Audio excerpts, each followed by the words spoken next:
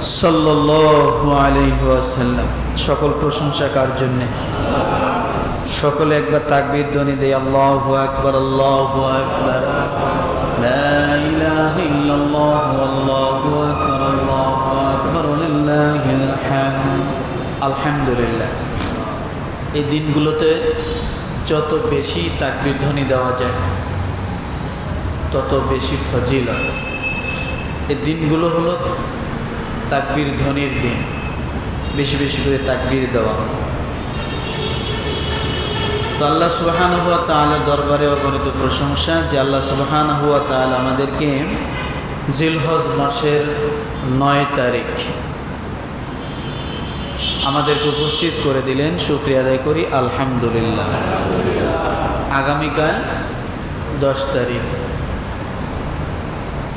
তো আমাদের আলোচনা বিষয় ছিল কোরবানি।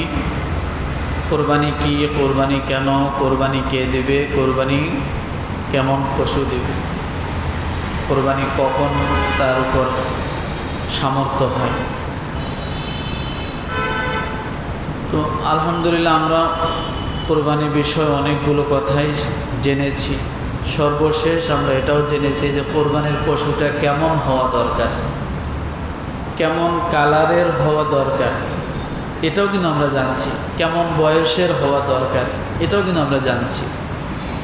যেটা সূরা বাকারার 66 নম্বর আয়াত থেকে 71 নম্বর আয়াত পর্যন্ত আল্লাহ তাআলা এখানে বিবরণগুলো দিয়েছেন। তো আল্লাহ সুবহানাহু ওয়া তাআলা আমাদের হায়াতে জীবন থেকে একটি একটি করে দিন এইভাবেই পার করে নিচ্ছে। মাস, দিন, বছর এভাবেই শেষ হয়ে যাচ্ছে। কিন্তু এই আমলগুলো প্রতি বছর আমাদের মাঝে ফিরে আসতেছে। এক বছর থেকে আরেক বছর, এক কোরবানি থেকে আরেক কোরবানি, এটা এমন একটি আমল, আপনি যে এক বছরের গুনাহ করেছেন, আপনার দ্বারা অনেক ভুল হয়েছে, অন্যায় হয়েছে, তো আল্লাহ তাআলা এই কোরবানির দ্বারাও বিগত এক বছরের সমস্ত গুনার কাফারা হয়ে যায়। কি হয়ে যায়? যেমন দেখেন, জীবনে হজ একবার ফরজ। কয়বার? যার উপর ফরজ হয় সে যত সম্পদশালী হোক না কেন, সে যদি একবার হজ করে তাহলে তার ফরজ হজটা কি হলো? আদায় হয়ে গেল। তো এই যে এক বছরের গুনাহ, মানে এক বছর জীবনে একবার তার জন্য হজ ফরজ। তো হজের বিষয়গুলো যখন আমরা দেখব তখন দেখি যে কোনো মানুষ যদি হজ করে তার সারা জীবনের গুনাহ মাফ হয়ে যায়। সারা জীবনের গুনাহ মাফ হয়ে যায়। এই জিনিসটা আমি বুঝাইতে চাচ্ছি যে আমলগুলো আল্লাহ এমনভাবে সাজায় দিয়েছেন যে আমল যত দেরিতে, ওই আমলের দ্বারা আল্লাহ তাআলা বিগত সময়গুলোর গুনার কাফারা করে দেয়। যেমন হজ করলে জীবনের গুনাহ মাফ, আবার রোজা করলে এক রোজা থেকে আরেক রোজার মধ্যবর্তী সময়ের গুনাহ মাফ আছে না? আবার আপনি যদি দিনের দিকে তাকান তাহলে এক জুমা থেকে আরেক জুমা যদি কেউ আদায় করে, মধ্যবর্তী সময়ে তার যে গুনাহগুলো হয়েছে এক সপ্তাহের গুনাহ এক মাফ। তাহলে এক সপ্তাহের গুনাহ মাফ হচ্ছে কখন? যখন কথা বলে না। এক জুমা থেকে, জবান খোলেন, এক জুমা থেকে এক বছরের গুনাহ মাফ হয় কখন? এক রোজা থেকে আর এক রোজা। এক বছরের গুনাহ মাফ হয় কখন? জীবনে যদি তার উপর হজ ফরজ হয় তাহলে তার কি গুনাহ মাফ হয়। এখন বলবেন হুজুর, যার জীবনে হজ ফরজ হয়নি সে কি করবে? আল্লাহ তাআলা তো সেটা প্রকাশ করে দিছে যে কোনো মানুষ যদি খালেস দিলে তওবা করে 100 বছরের গুনাহ হলেও তার গুনাহ মাফ। আছে না? এখন কথা হলো এক সপ্তাহের গুনাহ মাফ, এক জুমা থেকে আরেক জুমা। দিনের গুনাহ, যে কোনো মানুষ যদি ফজরের নামাজ পড়ে আর জোহরের নামাজের আগ মুহূর্তে এই মধ্যবর্তী সময়ে সে যত গুনাহ করলো, জোহরের নামাজে দাঁড়ানোর সঙ্গে সঙ্গে আল্লাহ তাআলা এই মধ্যবর্তী সময়ের গুনাহগুলো মাফ করে দিল। সেম জোহর থেকে আসর, আসর থেকে মাগরিব, মাগরিব থেকে এশা, এশা থেকে ফজর। তাহলে গুনাহ মাফ করার জন্য আল্লাহ তাআলা এই বিধানগুলো এইভাবেই দিয়েছেন, আর এভাবেই আল্লাহ তাআলা সাজাইছেন। তো আমার ভাইরা, এই কুরবানি খুবই গুরুত্বপূর্ণ একটা আমল। আল্লাহ তাআলার কাছে এই জিলহজের প্রথম 10 দিনের আমলের থেকে উত্তম আমল আর অন্য কোনো সময় নাই। আর কোরবানির দিন যার সামর্থ্য আছে তার রক্ত প্রবাহিত করা এই আমলের থেকে উত্তম আমল আল্লাহর কাছে কোরবানির দিন আর নাই। প্রিয় আমল, দিনের দিক থেকে পুরো 10 দিন, সময়ের দিক থেকে আল্লাহ তাআলা কোরবানির কথা বলছেন। এই কোরবানির আমল যাতে আমাদের জন্য সহি হয়, সঠিক হয়, এই জন্যই আলোচনাগুলো। সর্বোপরি আমরা গরু কেমন কিনবেন, কেমন বয়সের হবে, কেমন কালারের হবে, সেটাও কিন্তু আমি কোরআন থেকে বলছিলাম। কিন্তু যখন কিনতে গেলেন, কিনতে যাওয়ার পরে আমরা এক জায়গায় একটা চালাকি করি। সেটা কি? হাসিল। হাসিল বলে না কি বলে, যেটাকে খাজনা না কি জানি বলে। হ্যাঁ, গরু কেনার পরে হাট যারা ইজারা নেয় তাদেরকে টাকা দিতে হয়। এই জায়গায় যাই আমরা চালাকি করি। এই একটা চালাকি কেবল শুরু হলো, আমি আস্তে আস্তে ধরে দিতেছি। কি করে? গরুওয়ালাকে বলে তুমি গরুটা হাট থেকে বাইর করে নিয়ে যাও, বাড়ির থেকে নিয়ে নিব না, অন্তত এখানে 2000-3000 টাকা দেওয়া লাগলো না। কিন্তু আপনি গরুটা পছন্দ করলেন কোথায়? বাড়িতে না হাটে? গরুটা উঠাইছেন কোথায়? হাটে। গরু দাম দর ঠিক হলো কোথায়? হাটে। কিন্তু আপনি সব কিছু করলেন হাটে, কিন্তু হাট ইজারা যারা নিছে তাদেরকে কয়টা টাকা দিতে হবে এই ভয়ে আপনি গরু নিয়ে চলে যেতে বললেন। এখন বেড়ায় বলতেছে ভাই গরু বেচলেন না? কয় না, বেশি হয় নাই, যাই। মিছে কথা কওয়া শুরু হয়ে গেল, আছে না? এখন আপনি কি করলেন? হাটওয়ালাকে ঠগাইলেন, তার হক সেটা আপনি দিলেন না, তাকে আপনি বঞ্চিত করলেন। আপনি এই গরু দিয়ে, কোরবানি দিয়া একেবারে ঢেকুর কাটতেছেন যে আপনি বড় পাক্কা ইমানদার। আসলে ইমানদার? ইমানদার হলে এই কাজটা করতো? আপনি 2 লাখ টাকা দিয়ে গরু কিনতে পারেন, 1 লাখ টাকা দিয়ে গরু কিনতে পারেন, 2000-3000 টাকা আপনি দিতে পারেন না।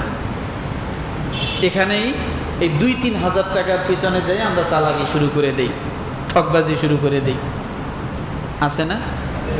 আমরা বড় বড় জায়গায় ধরা খাই আর ছোট ছোট জায়গায় যা চালাকি করি, আমরা এমন চালাক। এই জন্য রব্বুল আলামিন বলেন ওয়াইলুল লিল মুতাফফিফিন।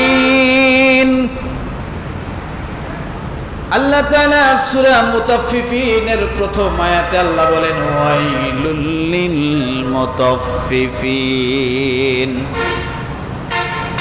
বহু দুর্ভোগ আছে তাদের যারা ঠকবাজি করে, ছলচাতুরি করে, যারা ওজনে কম দেয়, মানুষের যা হক আছে, যা পাওনা আছে তা কম দেয়, মানুষের যেটা প্রাপ্য সেটা না দিয়ে চালাকি করে। আল্লাহ বলেন বহু দুর্ভোগ আছে তার কপালে। কোন সূরা আছে? কোন সূরা? সূরার নাম কি? সূরা মুতাফফিফিন। কি নাম সূরার নাম?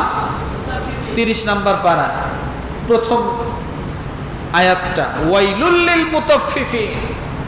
বহু দুর্ভোগ আছে, ওয়াইল দোজক তার জন্য। কি দোজক? কি দোজক? ওয়াইল দোজক তার জন্য। ওয়াইলুল লিল মুতাফফিফিন, ওয়াইলুল লিকুল্লি হুমাযাতিল লুমাযা। আছে না নাই? আছে না? ফাওয়াইলুল লিল মুসাল্লিন, আছে না নাই? সূরা মাউনে। এগুলো সব এক দোজকের কথা বলা হয়েছে। সূরা তাকাসুরে, সূরা হুমাযা, সূরা মুতাফফিফিন, সূরা মাউন, ফাওয়াইলুল লিল মুসাল্লিন, এগুলো এক দোজকের কথা বলা হয়েছে। পরে দেখবেন। তো এই জন্য এই সমস্ত জায়গায় আমরা চালাকি করব না। আজকে আলোচনার বিষয় গরু জবাই সংক্রান্ত আলোচনা। কি বলেন তো? জবান খোলেন আল্লাহর রাস্তায়। গরু জবাই সংক্রান্ত আলোচনা, এটা কি আজকে শিখতে পারি আমরা? কি বলেন? চেষ্টা করব নিজে নিজে এগুলো করার জন্য। আল্লাহ পাক রব্বুল আলামিন বলেন, ওয়ালা তাকুলু মিম্মা লাম ইউযকার ইসমুল্লাহি আলাইহি ওয়া ইন্নাহু লাফিসক ওয়া ইন্নাশ শায়াতিনা লায়ুহুনা ইলা আউলিয়াইহিম লিয়ুজাদিলুকুম وَإِنْ أَطَعْتُمُوهُمْ إِنَّكُمْ لَمُشْرِكُونَ। একসঙ্গে বলেন, সূরা আনআম আয়াত নাম্বার 121। কত? 121 নম্বর আয়াত। এখানে আল্লাহ জবাই সংক্রান্ত কথা বলেছেন, খুবই গুরুত্বপূর্ণ কথা। কিন্তু এই আয়াতটা বোঝার জন্য গভীর খেয়াল করতে হবে। শেষে আল্লাহ কি বলছেন? ইন্নাকুম লামুশরিকুন। কি বলছে বলেন তো? সবাই বলেন, ইন্নাকুম লামুশরিকুন। এই কথাটা ধরে রাখেন। এই আয়াতটা শেষ, সূরা আনআম আয়াত নাম্বার 121, এর শেষটা হলো ইন্নাকুম লামুশরিকুন। এই কথাটা কেন বললাম? গভীর খেয়াল। আজকে যদি এই জিনিসটা আপনি মাথায় নেন, বাকি জীবনে আপনি এই ভুলটা আর হবে না। এই জন্য আমি বারবার বলছি, ইন্নাকুম লামুশরিকুন দিয়ে আল্লাহ আয়াতটা শেষ করছেন। তাহলে আয়াতটা শুরুটা কি আছে? আল্লাহ পাক রব্বুল আলামিন বলেন, যে পশুতে আল্লাহর নাম নেওয়া হয়নি, যে পশু জবাইয়ের সময় আল্লাহু আকবার বিসমিল্লাহি আল্লাহু আকবার বলেনি, অথবা আল্লাহর নাম নেয়নি, তা থেকে তোমরা খেও না। কি করো না? কথা বলেন, কথা বোঝেন না? তা থেকে তোমরা, কোন পশু থেকে আল্লাহ খাইতে নিষেধ করলেন এই আয়াতে? বলেন দেখি, কোন পশু থেকে খাইতে নিষেধ করলেন? কথা মনে হয় বোঝেন না। আমি বুঝতেছি না কথা বোঝেন না নাকি? কোন পশু থেকে আল্লাহ খাইতে নিষেধ করলেন? সকলে বলেন। যে পশুতে আল্লাহর নাম নেওয়া হয় না, সেই পশু থেকে আল্লাহ বলছেন সেই পশু থেকে তোমরা খেও না। কথা ধরেন। কথা কেন বলতেছে? এটা খুব একটা মানে গুরুত্বপূর্ণ বিষয়, এই জন্য জবান খুলতে হবে। যে পশুতে আল্লাহর নাম নেওয়া হয় না, আল্লাহ বলছেন তোমরা সেই পশু থেকে খেও না। দেখেন, কথা ধরেন। প্রথম কথা আল্লাহ এটা বললেন। এরপরে রব্বুল আলামিন বলেন, ওয়া ইন্নাহু লাফিসক, এরূপ করা কঠিন গুনাহ। এরূপ করা কি করাটা কঠিন গুনাহ? বলেন তো, কি বুঝছেন? কি করাটা কঠিন গুনাহ? আল্লাহর নাম ছাড়া পশু জবাই করা, এটা কি কঠিন গুনাহ? তাহলে দুইটা জিনিস পাইলাম। আল্লাহর নাম যে পশুতে নেওয়া হয় না, আল্লাহ বলছে সেই পশু গোস্ত তোমরা। দ্বিতীয় আল্লাহ বললেন, এই রূপ যদি কেউ করে এটা হলো কঠিন গুনাহ। আল্লাহর নাম ব্যতীত যদি কেউ পশু জবাই করে এটা কঠিন গুনাহ। দুইটা বিষয় ধরে রাখেন। এরপর রব্বুল আলামিন বলেন ওয়াইন্নাশ শায়াতিনা লায়ুহুনা ইলা আউলিয়াইহিম লিয়ুজাদিলুকুম। আল্লাহ বলেন, হে মুসলিমগণ, শয়তানেরা তাদের বন্ধুদেরকে তোমাদের সাথে বিতর্ক করার জন্য প্রচোদনা দিতে থাকে। শয়তানেরা তোমাদেরকে তাদের বন্ধুদের সাথে মিলিত করার চেষ্টা করে। সোজা কথা, কিভাবে? আপনি যদি বলেন যে আল্লাহর নাম ছাড়া পশু জবাই করলে জবাই হবে না, দেখবেন এমনও লোক আছে এটার বিরোধিতা করবে। আছে না? আছে না? দ্বিতীয় কথা হলো, পশু জবাই আরো বিভিন্ন নামে হয়। বিভিন্ন ধর্মের লোকেরা বিভিন্ন নামেও পশু জবাই করে, কিন্তু তারা জবাইয়ের সময় কিছু বলে। কিন্তু আমাদের মুসলমানের জন্য আল্লাহ একটা বিধান করলেন, যখন তোমরা পশু জবাই করবে তখন আল্লাহর নাম ছাড়া পশু জবাই করো না। আর এরূপ করার জন্য, আল্লাহর নাম ছাড়া পশু জবাই করার জন্য বিভিন্নভাবে শয়তানের চক্রান্ত, শয়তানের বন্ধুরা তোমাদেরকে প্রচোদনা দিবে। এই জন্য আল্লাহ তাআলা এই কথাটা বললেন, তোমাদের সাথে বিতর্ক করার জন্য প্রচোদনা দিতে থাকবে, যাতে তোমাদের ভিতরে এটা নিয়ে একটা গন্ডগোল সৃষ্টি হয়, হট্টগোল সৃষ্টি হয়। এরপরে বলতেছে, তোমরা যদি তাদের কথা মতো চলো, তারা যে তোমাদেরকে এই পশুগুলো জবাই করার ক্ষেত্রে অন্য নাম নিতে বলতেছে, বা আল্লাহর নাম ছাড়াই জবাই করা যাবে এরকম ভাবে কোনো প্রচারণা তোমাদেরকে দিতেছে, তোমরা যদি তাদের কথা মতো চলো তবে তোমরা অবশ্যই মুশরিক হয়ে যাবে। কি হয়ে যাবে? ইন্নাকুম লা মুশরিকুন, অবশ্যই তোমরা মুশরিক হয়ে যাবে। এই আয়াতটা একটু বোঝেন, কোন কারণে মানুষ মুশরিক হয় তার কারণ এখানে আল্লাহ বলতেছে। তোমরা যদি আল্লাহর নাম ছাড়া কোনো পশুকে কি করো? জবাই করো। এক, ওই পশুর গোশত তোমরা খেও না। দুই, এরূপ যদি কেউ করো তাহলে সবচেয়ে কঠিন গুনাহ হবে তার। কয়টা? এই তিনটা পর্যন্ত আল্লাহ ঠিক রাখছেন। প্রথম বললেন এরূপ করো না, এরপরে বললেন যে এরূপ করাটা কঠিন গুনাহ, তাই না? তারপরেও আল্লাহ কি বলতেছে দেখেন, হে মুসলিমগণ। এখন আল্লাহ কি বলছেন? এই তিনটে কাজ যদি কারো হয়েও যায় তারপরেও আল্লাহ কি বলছেন? হে মুসলিমগণ, কারণ তওবা করলে ঠিক হয়ে যাবে।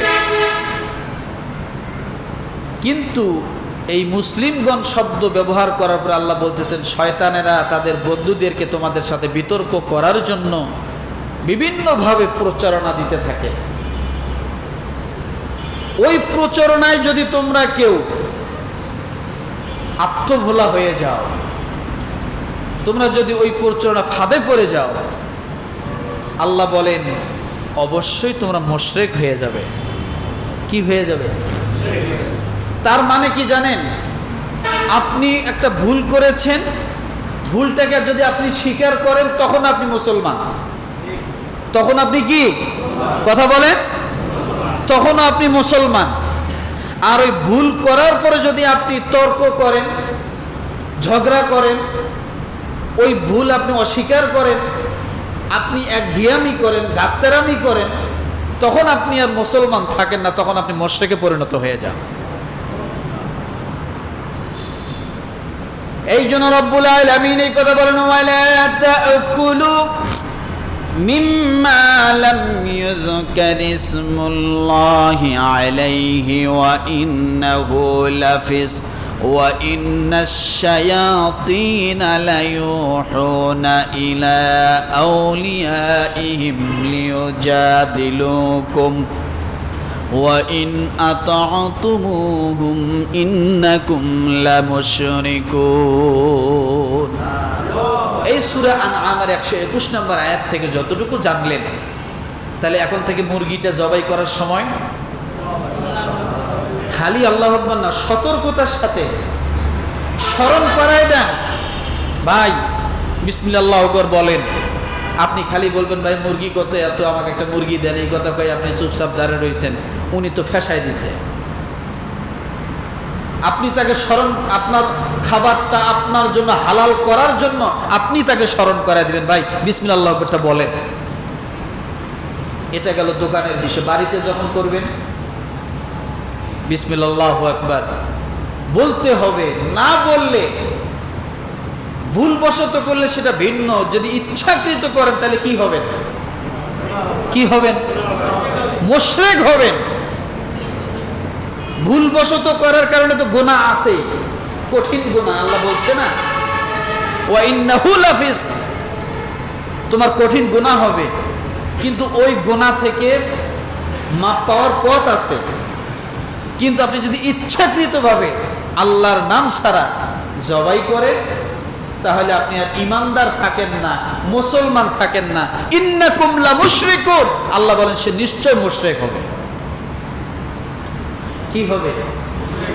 কত বড় কথা জানেন? এক মুরগি কাটতে যাইয়াই সঠিক যদি করেন সঠিক, না করলে আপনার ঈমান থাকে না। মুরগি জবাইতে যাইয়া, কথা ঠিক না? এই জন্য এই বিষয়গুলো অনেক সতর্ক। আপনি মুসলমান হয়েও মুশরিক হচ্ছেন, আপনি ইমানদার হয়েও মুশরিক হচ্ছেন। কখন হচ্ছেন? ইচ্ছাকৃতভাবে কেউ যদি কি করে বিসমিল্লাহ আল্লাহু আকবার ছাড়া পশু জবাই করে, সে মুশরিক হয়ে যাবে। আমার কথা কোন সূরা? সূরা আনআম কত নম্বর আয়াত? 121। তাহলে এটা কত সাবধানতার সাথে করতে হবে এবার বোঝেন, আজীবন এই জিনিসটা ধরে রাখবেন। এখন আসেন, জবাই করা সুন্নাত তরিকা, পশু জবাই করা সুন্নাত তরিকা। নিয়ম হলো বড় যে চার পায়া পশুগুলো আছে এগুলাকে জবাইয়ের আগে পানি পান করানো। কি করা বলেন তো? পানি পান করানো। জবাইয়ের আগে দোয়া করা। 2 নাম্বার কেবলামুখী করে শোয়াইয়া নিজ হাতে জবাই করা, এটা উত্তম। নিজ হাতে জবাই করা কি উত্তম। 3 নাম্বার, অন্য কেউ যখন জবাই করবে তখন আপনি যদি উপস্থিত থাকেন, তাহলে সেখানে উপস্থিত অবস্থায় আপনিও বিসমিল্লাহ আল্লাহু আকবার বলা। সবসময় চেষ্টা করবেন জবাইয়ের সময় উপস্থিত থাকা। কিন্তু আমরা এখন অনেক ডিজিটাল, সব কিছু পরের উপর ছেড়ে দিই, আর আমরা দূরে বসে বিড়িটা নিই। কোরবানি আমার পক্ষ থেকেই হচ্ছে। আগে দেখতাম কোরবানি করার পরে হুজুর সবাইকে নিয়ে একটু দোয়া করতো বা দোয়া করতে বলতো বা সবাই উপস্থিত থাকতো। আর এখন এমন হয়েছে খালি নাম ধরায় দিয়ে উনি যায় বিড়ি টানতেছে, অথচ কোরবানি ওনার পক্ষে। ওনার উচিত জবাইয়ের সময় আল্লাহর কাছে দোয়া করা, আল্লাহ তুমি আমার এই কোরবানিটাকে কবুল করো। কথাটা বোঝেন নাই মনে হয়? কিন্তু উনি কি করতেছে? দোয়া করার পরিবর্তে কি করে? বিড়ি টানে। যাই হোক, তাহলে 3 নাম্বার অন্য কেউ করলে জবাইয়ের স্থান উপস্থিত থাকা। 4 নাম্বার শরীক কোরবানি হলে শরীকদারদের অনুমতি নিয়ে কোরবানি করা। 5 নাম্বার জবাই করার সময় জবাইকারী উপস্থিত থাকা। এরপরে সকলে মিলে বিসমিল্লাহু আকবার বলা। এরপরে 6 নাম্বার 4টি রগ কাটতে হবে, শ্বাসনালী, খাদ্যনালী, আরও 2টা রগ আছে, হ্যাঁ, এগুলো কাটতে হবে। 7 নাম্বার জবাইয়ের সাহায্যকারীরাও কি বলবে? বিসমিল্লাহি আল্লাহু আকবার। জবাইকারীকে নারীরাও জবাই করতে পারবে। নারীরাও কি করতে পারবে? যেখানে পুরুষ লোক নাই বা কাটার মতো উপযুক্ত নাই, সেখানে নারীরাও কি করতে পারবে? জবাই করতে পারবে। যেখানে নাই নিরুপায় সেখানে করতে পারবে। এরপরে জবাই যখন করা হয় অনেক সময় দেখবেন এরকম খোসায় না, এরকম খোসাইতে দিবেন না, এটা মাথায় রাখবেন যে এরকম খোসাইতে দিবেন না, কারণ এটাকে স্বাভাবিকভাবে জীবনটা যেতে দেওয়া এটাই উত্তম। কারণ খোসানোটা এটা মানে কি বলবো, কোরবানির পশুকে এভাবে আঘাত দিয়ে তার জানটাকে নেওয়াটা উচিত না। জবাই করছেন বাস যথেষ্ট, আস্তে আস্তে রক্তটা প্রবাহিত হলে সে বাইর হয়ে যাবে। আপনার যদি কাটাটা সঠিক হয় তাহলে অবশ্যই সে একসময় নিস্তেজ হয়ে যাবে। কিন্তু আমরা ছোটো একটা ছুরি দিয়ে কী করি, পার দিতে থাকি, দরকার নেই, এটা দেওয়াটা উচিত হবে না। এটা কোরবানির পশু। কিসের পশু বলেন? কোরবানির পশু। এখন কথা হলো পশুর বিষয় আসি, জবাইয়ের বিষয় জানলাম। এখন পশু কাটবেন, পশু জবাই হলো, পশু ছুলাবেন, গোশত গুলা কি করতে হবে? কাটতে হবে। পশুর 8টি অংশ খাওয়া জায়েজ নাই। কয়টা? কথা বলেন। পশুর 8টা অংশ খাওয়া জায়েজ নেই, এটা মনে রাখবেন। সে 8টা হলো, 1 নম্বরে পিত্ত। কি পিত্ত আসছেন না? পিত্ত। 2 নম্বরে মূত্রথলি। কি বলেন? 3 নম্বরে টিউমার জাতীয় কোনো গোশত যদি ভিতরে থাকে, টিউমারের মতো বড় হয়েছে, এটা খাওয়া যাবে না। 4র্থ নম্বরে লজ্জাস্থান, এটা খাওয়া যাবে না। 5ম নম্বরে সে অন্ডকোষ, এগুলা খাওয়া যায় না। রক্ত, এটা খাওয়া যায় না। এরপরে হারাম একটা মগজের মতো একটা সাদা সাদা রগ আছে না, অনেক শক্ত, এই সাদা রগটা, এটা খাওয়া যায় না। তাহলে পিত্ত, মূত্রতলি, টিউমার, লজ্জাস্থান, অর্থাৎ এখানে 2টে নিয়ে আসছে, গাভী এবং ষাঁড়, 2টারই আসছে, এই 2টা মিলে এখানে নিয়ে আসা হয়েছে। এরপর অন্ডকোষ, রক্ত, আরেকটা কি হারাম মগজের মতো যে একটা রগ আছে, এই 8টা জিনিস খাওয়া যাবে না, এটা খাওয়া নিষেধ। এটা আছে কিতাবুল আসার হাদিস নাম্বার 808, ইমদাদুল ফতোয়া 4 নম্বর খণ্ড 118 নম্বর পৃষ্ঠা, ফতোয়ায় স্বামী 5 নম্বর খণ্ড 197 নম্বর পৃষ্ঠা। এই জায়গায় এই 8টা বিষয় দেওয়া আছে। এখন আসেন গোস্ত বন্টন বা ভাগ। গোস্ত কাটা শেষ হলে তারপরে না ভাগ করবে, তাই না? আল্লাহ তাআলা বলেন সূরা হজের 36 নম্বর আয়াত, আল্লাহ বলেন ওয়াল বুদনা জাআলনাহা লাকুম মিন শাআইরিল্লাহি লাকুম ফিহা খায়র ফাযকুরু ইসমাল্লাহি আলাইহা সাওয়াফ فإذا وجبت جنوبها فكلوا منها وأطعموا القانع والمعتر كذلك سخرناها لكم لعلكم تشكرون। জোরে বলেন আল্লাহু আকবার। বলা তো এখন ডবল সওয়াব। আগে যা সওয়াব কামাইছেন জিলহজ মাসের চাঁদ ওঠার পর থেকে আরো বেশি সওয়াব। এই 10 দিন বেশি বেশি করে আল্লাহর বরত্ব ঘোষণা করা। তাহলে গোশত বন্টন বা ভাগ ভালো করে বোঝেন। আল্লাহ তাআলা বলেন কুরবানির উট গরুকে তোমাদের জন্য আল্লাহ শায়ের অন্তর্ভুক্ত করেছেন, শরীয়তের নিদর্শন করেছেন। এরপর তোমাদের পক্ষে তাতে আছে কল্যাণ। কি আছে বলেন? কোরবানির পশুতে আমাদের জন্য কি আছে? কল্যাণ। এরপরে সুতরাং যখন তা সারিবদ্ধ অবস্থায় দাঁড়ানো থাকে, তোমরা তার উপর আল্লাহর নাম নিবে। এখানে উট দিয়ে বোঝানো হয়েছে। তারপর যখন জবে হয়ে যাবে, তখন তার গোশত থেকে নিজেরা খাও। কি করো? নিজেরা খাও। দ্বিতীয় নম্বরে ধৈর্যশীল অভাবগ্রস্তকে খাওয়াও। কনিয়া ওয়াল মুতার, নিজেরা খাও, ধৈর্যশীল অভাবগ্রস্তকে খাওয়া, এবং তাকেও যে নিজে অভাব প্রকাশ করে। তাহলে কয়জন পাইলাম? নিজে খাও এবং ধৈর্যশীল অভাবগ্রস্ত। এই কথাটা কি বোঝেন? আমি কিন্তু অনেকবার এই কথাগুলো বুঝাইছি আপনাদেরকে।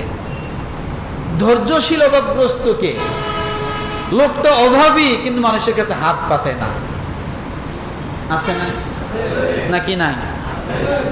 আর একটা লোক ওই রকম অভাবী না, কিন্তু সারা দিন মানুষের কাছে হাত পাইতে বেড়ায়, আছে না? আজকে একটা কথা আমি আপনাদেরকে ভালো করে বুঝাই দিয়ে যাই। একটা লোক নিতান্ত গরিব মানুষ, দিন আনে দিন খায়, দিন মজুর, বাড়ি নাই, ঘর নাই, পরের জায়গায় কোন রকম একটা ছাপড়া সুপড়া উঠাইয়া থাকে। এই লোকটা বা এই লোকের পরিবারটা কোনো একদিন কোনো এক সময় জীবনের কোনো এক প্রান্তে এই লোকটা বড়লোক হতে পারে, ধনী হতে পারে, টাকাওয়ালা হতে পারে। অভাব তার মুছে যাবে। কি হবে বলে? অভাব মুছে যাবে। নাই এরকম? আছে না? অনেক আছে। কিন্তু যে অভাবী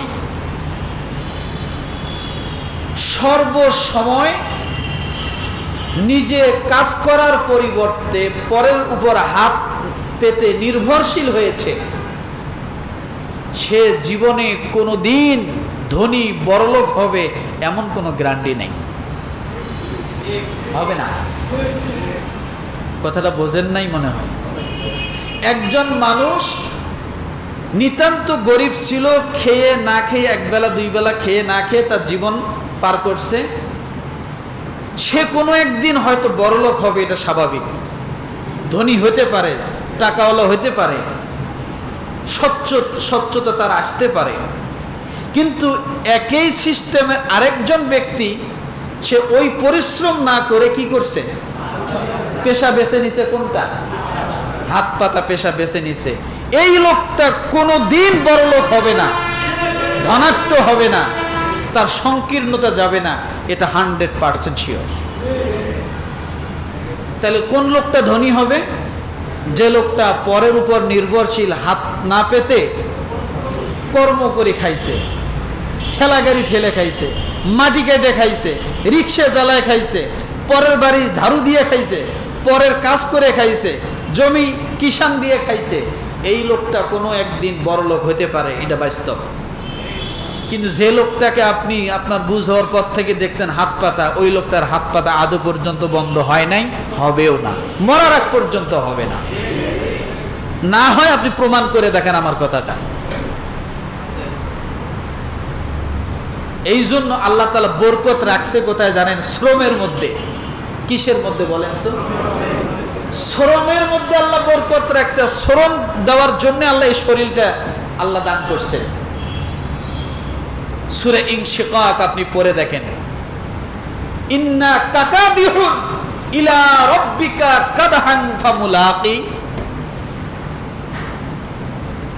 যে কোনো বিষয় আপনি যদি শ্রম না দেন, ওই বিষয়টা আপনার জন্য অর্জন হওয়া এত সহজ না। প্রত্যেকটা অর্জনের পিছনে শরীরের ঘাম থাকতে হবে। কি থাকতে হবে? ঘাম থাকতে হবে, পরিশ্রম থাকতে হবে, তাহলে আপনি সফলতা লাভ করবেন। তাছাড়া আপনি সফলতা লাভ করতে পারবেন না। তাহলে আজকে একটা জিনিস বুঝলাম, সেটা হলো আল্লাহ বরকত রাখছে কোথায়? কথা বলে না, পরিশ্রমে।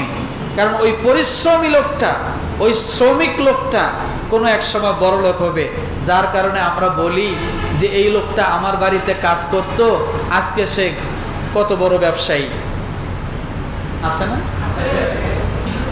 আজকে সে তার বাড়ি এইটে ভাবাই যায় না, বোঝাই যায় না, আজকে সে আমাদের থেকে ভালো চলে, এরকম কথা আছে না? পরিশ্রম করলে আল্লাহ তাকে বরকত দিবে, কিন্তু পরিশ্রম ছাড়া শুধু হাত পেতে বেড়ালে ওর অভাব আল্লাহ কখনো নেয় না, সবসময় অভাব থাকে। মনে থাকবে কথাটা? গেল। তাহলে নিজে খাবো, ধৈর্যশীল মুসলমান অভাবী তাকেও দিব। কেমনে দিব? এমন ভাবে দিব তার প্রতিবেশী যেন না বোঝে যে আপনি তার বাড়ি গোস্ত নিয়ে গেছেন। কথাটা বোঝেন নাই? আপনি এমন ভাবে দিবেন, কারণ তার প্রেস্টিজে লাগতে পারে। তার বাড়িতে যখন আপনি গোস্তের পোটলাটা পলিথিন করে নিয়ে যাইবেন, তার প্রতিবেশী দেখলে তার কষ্ট লাগবে, তার সম্মানের আঘাত হয়, এমন করে তার গোস্ত দিতে হবে না। কারণ আল্লাহ তো নিজে বলছেন যে ধৈর্যশীল অভাবগ্রস্ত মুসলমানকে দাও। আল্লাহ কেন ধৈর্যশীল বলছেন? ঘরে খাবার নাই, ঠিক আছে, কিন্তু লোকটা যখন বাহিরে বাইর হয়, মাথাটা আশ্রা দেয়, ভালো একটা ধোয়া কাপড় পরে, আপনার বোঝার উপায় নাই লোকটা অভাবী। আছে না? আর যারা পরের কাছে হাত পেতে বেড়ায়, এদের যতই আপনি ভালো কাপড়টা দেন না কেন, ও ভালো কাপড় পরবে না, ছিঁড়া কাপড় পরেই আপনার সামনে আসবে। কারণ ওই ভ্যাস না ধরলে আপনি পরের ওয়াক্তে তাকে আর কিছু দিবেন না। আছে না? তাহলে এই অভাবীর মধ্যে দুই ধরনের, এক ধরনের নাই, একজনের নাই, তারপরেও সে পরিপাটি করে বেড়ার চেষ্টা করে, বাইরে বাইরে সময় মাথাটা আশ্রা দেয়, আপনাকে বুঝতে দেয় না সে অভাব। আল্লাহ বলে তোমরা তা এই সমস্ত লোককে আগে খোঁজো। আগে কি করো? খোঁজো। সেটা আত্মীয়র ভিতরে হতে পারে, প্রতিবেশীর ভিতরে হতে পারে, আমার পরিচিতির ভিতরে হতে পারে, তাকে দাও। তারপরে আল্লাহ বলছেন যারা হাত পেতে বেড়ায়, এরকম অভাবগ্রস্ত যদি থাকে, তারা যদি তোমার সামনে হাত পাতে, তাকেও দাও। তো এই কুরবানির গোশত এইভাবে তিনটা। এখন এই যে ধৈর্যশীল মুসলিম অভাবগ্রস্ত, যে এটাকে আল্লাহ দানের খাতায় নেয় নাই, এটাকে আল্লাহ হাদিয়ের খাতায় নিছে। কিসের খাতায় বলেন? হাদিয়ার খাতায় নিছে। ওই ধরনের এমন একজন ব্যক্তিকে আপনি যদি বলেন ভাই আমি 1000 টাকা আপনাকে দান করতে চাই, নিবেন? ওই লোকটা, তার সম্মানে আঘাত লাগবে না? লাগবে কি না? লাগবে। আর যদি বলে ভাই 1000 টাকা দিলাম, কিছু কিনে নিয়েন, আপনাকে হাদিয়া হিসেবে দিলাম, তাহলে তার সম্মানে লাগবে না। তো আল্লাহ তাআলা সব সময় মুসলমানের সম্মান কিভাবে ঠিক থাকবে, আল্লাহ তাআলা সে কথাগুলোই কোরআনের মধ্যে এভাবেই বুঝে বুঝে বলে গেছে। আসেন তাহলে আমরা দিয়ে খাবো না না দিয়ে খাবো? কথা বলেন না কেন? দিয়ে খাওয়ার চেষ্টা করব। কুরবানির গোশত হাদিয়াও দেওয়া যায়, দানও করা যায়, আবার নিজেও খাওয়া যায়। তিনটা অপশন মনে রাখবেন, দিয়ে খাওয়ার চেষ্টা করবেন। একজন মানুষ কুরবানি দিছে, আপনার কুরবানির গোশত তাকে দেওয়া যাবে না? কথা বলেন না? এইটাই তো কুরবানির ভ্রাতৃত্ব। আপনারটা তাকে দিবেন, সে তারটা আপনাকে দিবে, তার গরুর গোশত আপনার কাছে পাঠাবে, আপনি তার বাড়িতে পাঠাবেন। এটাই তো ভ্রাতৃত্ব। আছে না নেই? একে অপরকে দিবেন, এইভাবেই আসবে। এখন আমরা দেই কেমন, এটাও একটু ধরনটা বুঝতে হবে। যা আমি খাইতে পারি না তাই আমি মানুষকে দেই। আছে না নাই? যা আমি খেতে পারি না তা আমি মানুষকে দেই। আহা, আপনার দাঁত আর তার দাঁত আলাদা নাকি? আলাদা? পুরো বডিটাই চায় না। এই বডিটা কি?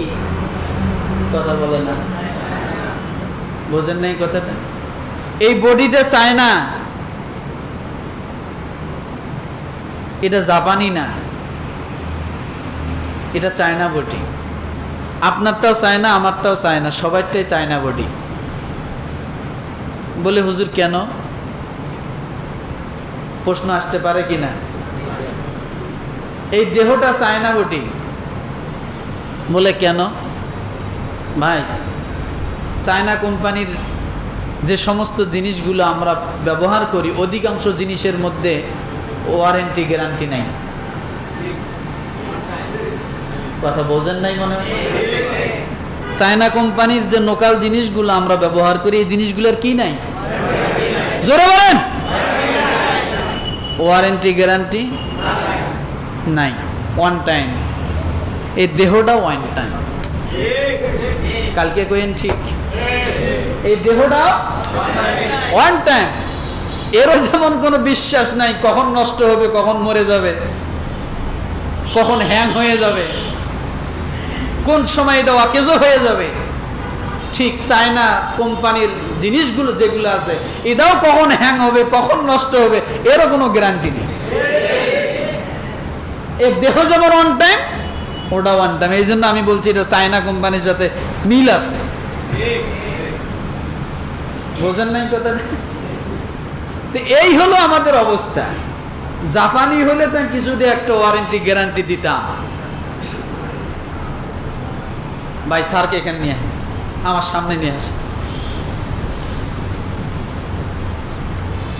জাপানি হলে কি দিতাম? ওয়ারেন্টি গ্যারান্টি দিতাম। কিন্তু চায়না কোম্পানির প্রোডাক্ট যেমন কোনো ওয়ারেন্টি গ্যারান্টি নাই, এ দেহটারও তেমন কোনো ওয়ারেন্টি গ্যারান্টি নাই। এই জন্য একটা জিনিস সব সময় জেনে রাখবেন, আমি যা খেতে পারতেছি না তা আমি অন্যের জন্য কেমন করে সিলেক্ট করি।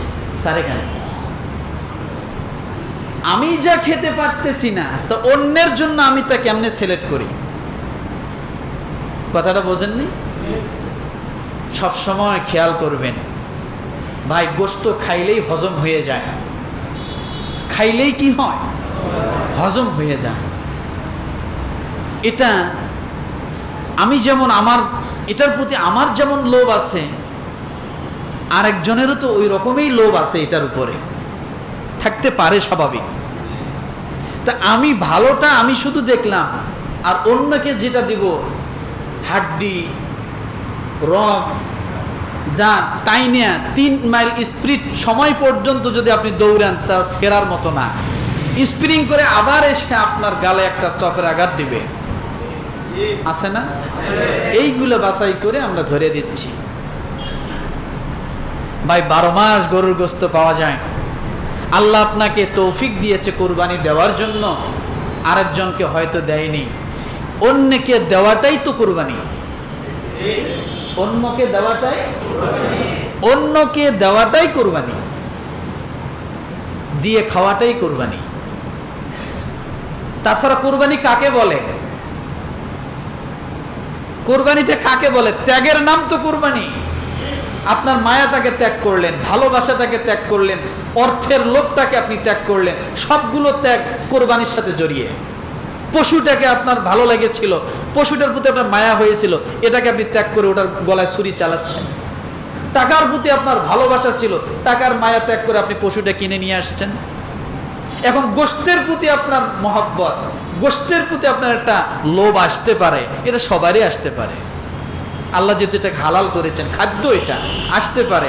এই লোভটাকে আপনি একটু ত্যাগ করেন না, অন্যের জন্য একটু ব্যবস্থা করেন না। তাহলে আগাগোড়া সম্পূর্ণ ত্যাগগুলো যদি সঠিক জায়গায় হয়, তাহলেই তো আপনার এটার নামেই তো কোরবানি। মনে থাকবে ইনশাআল্লাহ। এরপরে আসেন কোরবানির চেতনা বর্জ্য ব্যবস্থাপনা। কোরবানির চেতনা বর্জ্য ব্যবস্থাপনা। কোরবানি দেওয়া পর্যন্ত আমরা পাই, গরু জবাই পর্যন্ত পাই, গোস্ত কাটা পর্যন্ত পাই, গোস্ত কাটা শেষ, চামড়া ফালায় থুয়েই দোষ। এই যে রক্ত, এই যে ময়লা, এই যে গোবর, এই যে আপনার কলা পাতা বলেন, আপনার যা কিছু এখানে সব এই অবস্থায় রেখে গেলেন, কার জন্য রাখলেন? এটা হয়তো এখন রাখলেন, মনে করলেন আমার কিছু করা লাগলো না, যখন গন্ধ ছুটবে তখন আপনি গন্ধ থেকে রেহাই পাবেন না। আরেকজন যেমন পাচ্ছে, আপনাকেও ওই রকম আপনার নাক দিয়ে ওই একই যাবে, যদি আপনার নাকে অসুস্থতা না থাকে। তাহলে কোরবানির চেতনা কি বলেছি? বর্জ্য ব্যবস্থাপনা।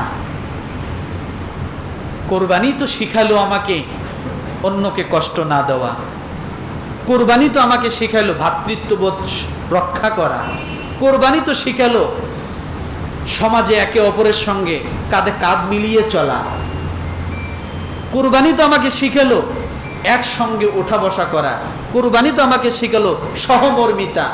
সব কিছু তো সমাজ ব্যবস্থার ভিতরেই আমাকে শিখাচ্ছে। তাহলে সমাজে যেটা দুষ্কর বিষয়, দূষিত করে, মানুষকে চলাচলে দূষিত করে, সেই জিনিসগুলোকেও আমরা কি করব বলেন তো? নিষ্কাশন করার জন্য চেষ্টা করব। যার যার দায়িত্ব থেকে, যার যার জায়গা থেকে আমরা যদি বর্জ্য ব্যবস্থাপনাগুলোকে আমরা সেটা নিষ্কাশনের ব্যবস্থা করি, মাটি খুঁড়ে সেখানে যদি পুঁতে রাখি, রক্ত যদি মাটি খুঁড়ে আমরা সেখানে ধুলাবালু দিই, সেখানে যদি আমরা কিছু সার্ফ এক্সেল, কিছু আরও যে মেডিসিনগুলো আছে দিয়ে দিই, তাহলে তোর গন্ধ ছুটবে না। কিন্তু গোস্ত পর্যন্ত ঠিক আছে, গোস্ত নেওয়া শেষ, চামড়া এক সাইডে ফালায় থুয়ে সব ওই অবস্থায় থুয়ে আর কাউকে খুঁজে পাওয়া যায় না, বলে না এটা না, এটা করা যাবে না। মনে থাকবে ইনশাআল্লাহ।